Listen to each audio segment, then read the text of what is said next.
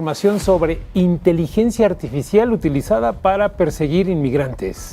ICE acaba de cruzar una línea que nunca había cruzado. Ahora investiga a ciudadanos estadounidenses solo por criticar sus redadas en Internet. Un reportaje publicado apenas ayer reveló que la agencia mantiene un rastreo permanente sobre redes sociales y que ese rastreo ya golpeó a gente que jamás cometió un delito. En varios de esos casos la persona ni siquiera fue acusada de nada, y lo que descubrieron detrás de ese rastreo, cuando lo conozcas, te va a parecer imposible en un país que presume de libertad de expresión, porque esto arrancó como algo aparentemente razonable, proteger a los agentes de amenazas reales contra su seguridad, pero el rastreo terminó atrapando algo distinto. Contratistas pagados por el gobierno revisan, según el reportaje, cerca de 20 plataformas, y cuando detectan una publicación que no les gusta, arman un expediente completo de esa persona. No hablamos de sospechosos de un crimen. Hablamos, en muchos casos, de alguien que solo publicó una advertencia para su comunidad. Y la pregunta que nadie en el gobierno ha respondido todavía es esta: ¿dónde termina proteger a un agente y dónde empieza a fichar a un ciudadano por pensar distinto? Si quieres estar al tanto de todo lo que pasa con ICE, minuto a minuto, suscríbete, porque lo que se sabe hasta ahora no es un rumor ni una sospecha suelta. Contratistas de la agencia elaboran, todos los días, reportes sobre lo que ellos mismos llaman actores de amenaza.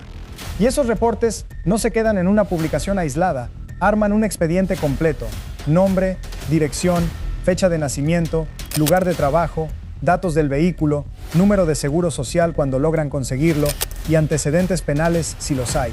Todo eso por un comentario público en una red social. Piensa en lo que implica. Alguien publica que vio una camioneta de la agencia en su cuadra y en cuestión de días existe un documento con su dirección exacta circulando entre agentes federales. No es una advertencia, no es una llamada de atención, es un perfil de vigilancia completo, construido sobre alguien que no cometió ningún delito. Solo habló. Y aquí aparece el segundo dato que cambia todo el panorama. Cuando el rastreo abierto no basta, la agencia recurre a algo más agresivo: las citaciones administrativas. Son documentos que ICE puede emitir sin que un juez las firme. Con ellas, le pide directamente a las empresas de tecnología que revelen quién está detrás de una cuenta anónima. Se han enviado cientos de estas solicitudes. Han llegado a Google, a Meta, a Reddit, a Discord, empresas que resguardan los datos de cientos de millones de personas. Y las citaciones son solo la puerta de entrada. Detrás hay todo un mercado de herramientas privadas trabajando para la agencia: software de reconocimiento facial para identificar rostros en fotos publicadas, sistemas que mapean redes de contactos entre cuentas y servicios que cruzan la ubicación de un teléfono con lo que esa misma persona publicó minutos antes. Ninguna de estas herramientas necesita una orden judicial para usarse. Basta con un contrato firmado y una tarjeta de crédito del gobierno. Aquí es donde la historia deja de ser abstracta. Porque no hablamos solo de perfiles y bases de datos, hablamos de gente que despierta un día con un correo de su propia plataforma, avisándole que el gobierno pidió sus datos.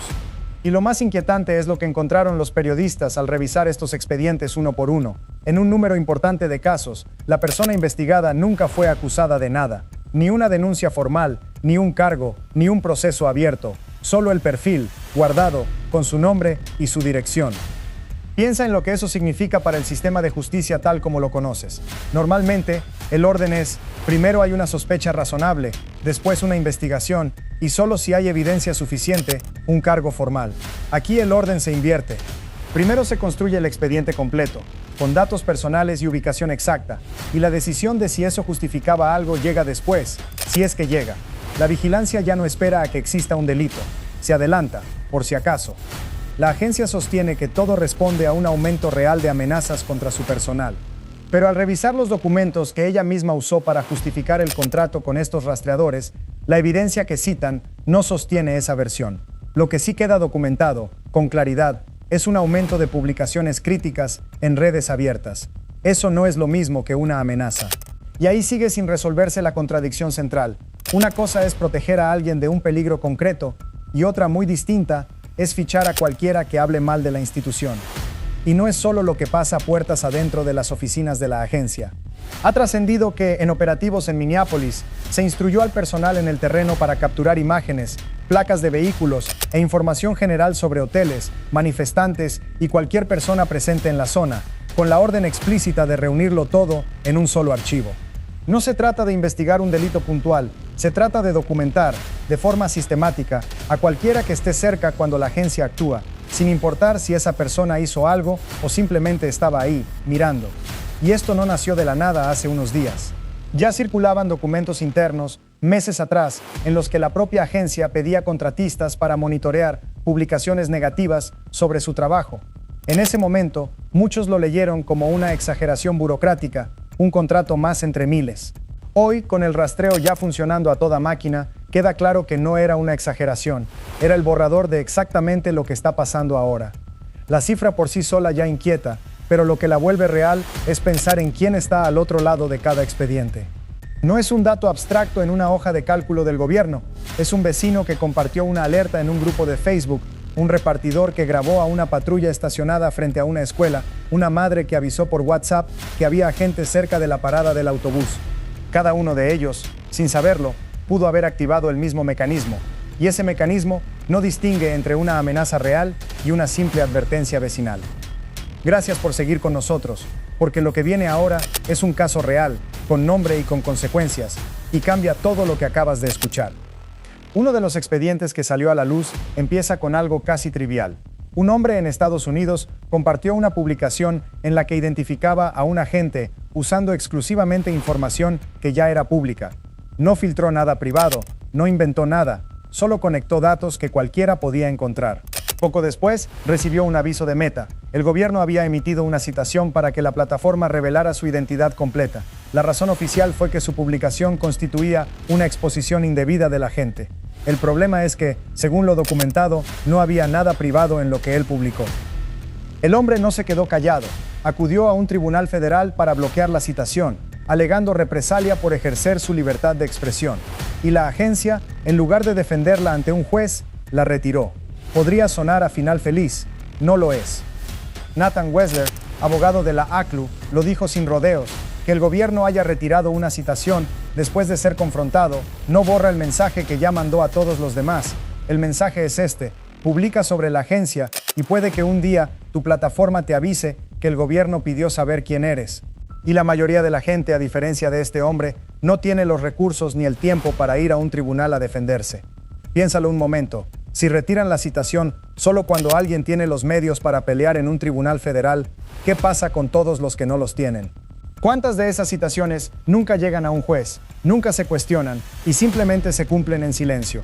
Esa es la parte del sistema que no sale en ningún reportaje, porque no deja rastro público. Solo queda el silencio de alguien que de un día para otro decidió borrar sus publicaciones y no volver a mencionar a la agencia. Y si crees que esto ya es suficientemente grave, quédate, porque lo que sigue conecta este caso puntual con algo mucho más grande, un sistema que ya sabe, en tiempo real, dónde vives. Porque el rastreo de redes sociales es apenas una pieza de un aparato más amplio.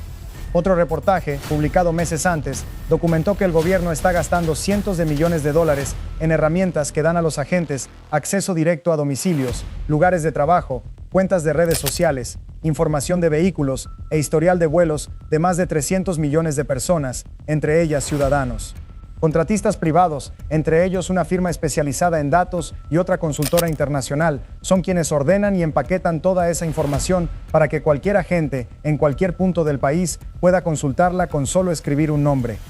Una de esas herramientas, según documentos revisados por legisladores, incluso asigna algo parecido a una calificación, un puntaje de confianza, sobre qué tan probable es que una dirección sea el domicilio actual de la persona buscada. Es decir, el sistema no solo guarda datos sueltos, los procesa, los ordena y le dice a la gente en la pantalla qué tan seguro puede estar de tocar la puerta correcta. Y hay un caso que resume esto mejor que cualquier estadística. En enero, una mujer llamada Liz McClellan estaba en Maine documentando la actividad de agentes federales, como hacen muchos activistas comunitarios, tomando fotos, registrando arrestos. En un momento siguió a un agente que conducía un vehículo sin identificación para ver hacia dónde se dirigía. El agente la condujo, sin saberlo, hasta su propia casa. Le bloqueó la entrada de su cochera. Ese instante, ella observando al gobierno y el gobierno terminando justo frente a su puerta, es la imagen exacta de en qué se convirtió esta vigilancia. Ya no distingue entre quien puede ser deportado y quien simplemente decide mirar. Dale la vuelta a esa escena. No fue el gobierno el que encontró algo sospechoso sobre ella. Fue ella quien por casualidad terminó frente a frente con la magnitud del sistema. Y lo que descubrió no fue un agente aislado siguiendo un caso. Fue la prueba de que cualquier estadounidense, sin haber hecho nada ilegal, puede terminar cara a cara con su propia vigilancia, en la puerta de su propia casa. Y esa escena no es aislada. Activistas y periodistas en distintos puntos del país han contado situaciones parecidas. Vehículos sin placas visibles, estacionados frente a sus domicilios durante horas, personas desconocidas fotografiando sus fachadas, llamadas de vecinos preguntando por qué había agentes preguntando por ellos. Ninguno de esos casos, por separado, prueba nada de manera contundente. Juntos, dibujan un patrón que coincide, punto por punto, con lo que ya se sabe que el sistema es capaz de hacer. Ese es el punto que este reportaje deja claro, aunque nadie en el gobierno lo diga en voz alta. La frontera entre control migratorio y vida cotidiana de cualquier estadounidense se está disolviendo. No hace falta cruzar ninguna línea física para terminar en un expediente. Basta con publicar, con grabar, con preguntar demasiado. Y esto no es un fenómeno exclusivo de Estados Unidos. En el Reino Unido, una nueva unidad policial dedicada a rastrear conversaciones sobre migración y disturbios civiles en Internet ya enfrenta las mismas críticas. La línea entre seguridad pública y vigilancia política se está borrando en varios países al mismo tiempo. La diferencia es que, en el caso estadounidense, la herramienta se está usando contra los propios ciudadanos del país que la construyó. En el Congreso ya hubo reacción. Legisladores demócratas enviaron una carta formal a la Secretaria de Seguridad Nacional, exigiendo explicaciones sobre el uso de estas herramientas contra población estadounidense.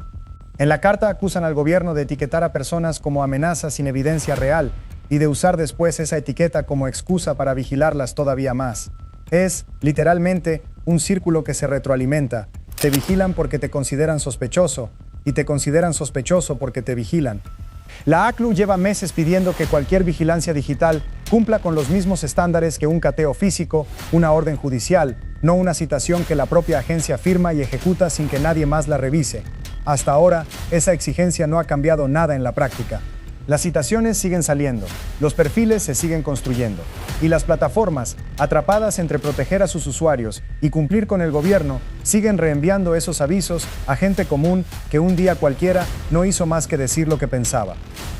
Lo que empezó como una medida para proteger a agentes federales terminó convertido en algo mucho más amplio, un sistema capaz de construir el expediente completo de cualquier estadounidense que hable de ICE en voz alta, sin acusación, sin juez, y muchas veces sin que la persona investigada se entere hasta que ya es tarde. La batalla contra ICE dejó de ser exclusiva de quien puede ser deportado. Ahora también le pertenece a cualquiera que tenga una cuenta, una opinión y el valor de publicarla. Y quizás esa es la parte que más debería quedarse contigo cuando cierres este video. Nadie va a avisarte cuando tu nombre entre en uno de esos expedientes. No hay una notificación, no hay un aviso previo, no hay forma de saber si ya estás ahí. Lo único que existió hasta hoy fue un puñado de casos que salieron a la luz porque alguien decidió pelear. Por cada uno de esos casos conocidos, nadie puede decir con certeza cuántos otros nunca se van a saber.